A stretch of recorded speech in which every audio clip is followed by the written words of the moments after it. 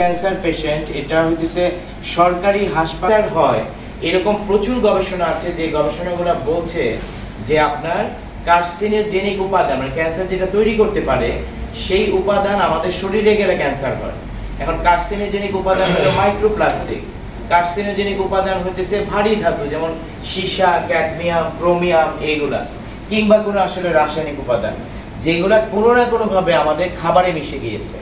এবং খুব সাম্প্রতিক আপনারা দেখবেন যে আমাদের সবচেয়ে দামি মাছ যেগুলো আমরা বলতেছি দেশি মাছ মানে ট্যাংরা, পুঁটি, মানে এই ধরনের মাছ, মেনি, এই ধরনের মাছের মধ্যে মাইক্রোপ্লাস্টিক পাওয়া গেছে।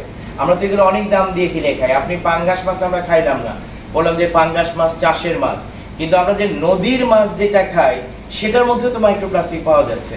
আমরা দেশি মুরগি বলে যে মুরগি আসলে বলতেছি অনেক দাম দিয়ে কিনছি সেটার মধ্যে মাইক্রোপ্লাস্টিক পাওয়া যাচ্ছে। এবং আমরা যে মাছ খাই, মুরগি খাই, বাচ্চাদেরকে খাওয়াই সেগুলোর মধ্যে কিন্তু ভারী ধাতু পাওয়া যাচ্ছে। এবং এগুলা একটি গবেষণা আইসিডিও করেনি, একটি গবেষণা বার্ষিকও করেনি বা অন্যান্যরা করেনি যে বলতে পারবো আমরা এগুলা হচ্ছে যে আপনার প্রভোকেটিভ রিসার্চ, মানে এগুলা একটা উদ্দেশ্যপূর্ণ আসলে গবেষণা তা নয়। এগুলা প্রত্যেকটাই করেছে পাবলিক প্রতিষ্ঠান বা বিশ্ববিদ্যালয়ের গবেষণা প্রতিষ্ঠান। এবং আমাদের দুধেও পাওয়া যে বাজারে মানে যে বাজারে যে ফসল উৎপাদিত হচ্ছে, যে ফসল বিক্রি করা হচ্ছে সেটাও অনেক সিগনিফিকেন্ট, যেগুলো আপনাদের এই অঞ্চলের পরিচয় তৈরি করছে। গৌর নদীর দই কিংবা এই অঞ্চলে যে খাবার মলিদা বা জলটোপা, আপনারা আরো অনেক খাবারের কথা জানেন। এই অঞ্চলের যে আপনার বালাম ধান কিংবা স্বাক্ষর করা ধান কিংবা ঘিগজ বা রূপসালী ধান তৈরি করেছে রিসেন্ট যে বিজ্ঞানীরা যারা আসলে ধান নিয়ে কাজ করছে। কোনো গ্রাফিতি নাই বাংলাদেশের কোথাও, অথচ এমন জটিল বিষয় নিয়ে গ্রাফিতি আঁকা হয়েছে, এমন দীর্ঘদিন বিচ্ছিন্ন করে রেখেছে। তারা ওইটার মধ্যেই নাই বলে তারা মূলত আমাদের কৃষি এবং খাদ্য উৎপাদন ব্যবস্থারই বৈষম্য।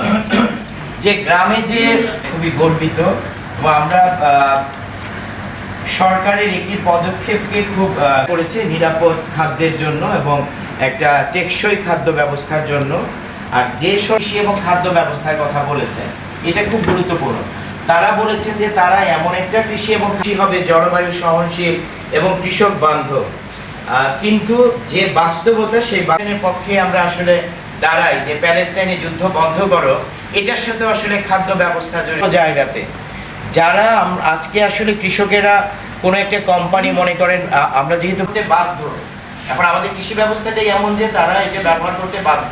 কিন্তু এই কোম্পানি যে ফুডের দোকান খুলেছে, বাচ্চারা তো নিশ্চয়ই ফাস্ট ফুডের দোকান খুলে নেয়, আমরাই আসলে খুলেছি। তো আমরা ফাটা কৃষক, তারা আসলে চাষ করছে আর ঘরে নারীরা আসলে ভাত রান্না করছে। খাদ্যের গল্পটা মূলত আমাদের কৃষি এবং খাদ্য উৎপাদন ব্যবস্থারই বৈষম্য। যে গ্রামে যে এত গরিব মা বাবারা আসলে দিনমজুরি করে, জমিতে বর্গা দেন, তারাই তো টাকা দেন, তাদের ছেলেমেয়েরাই তো বিশ্ববিদ্যালয়ে পড়ে বা কোথাও পড়ে, তারা কিন্তু জানতেও পারছে না কিভাবে আসলে কৃষিকাজটা করতেছে মানুষ।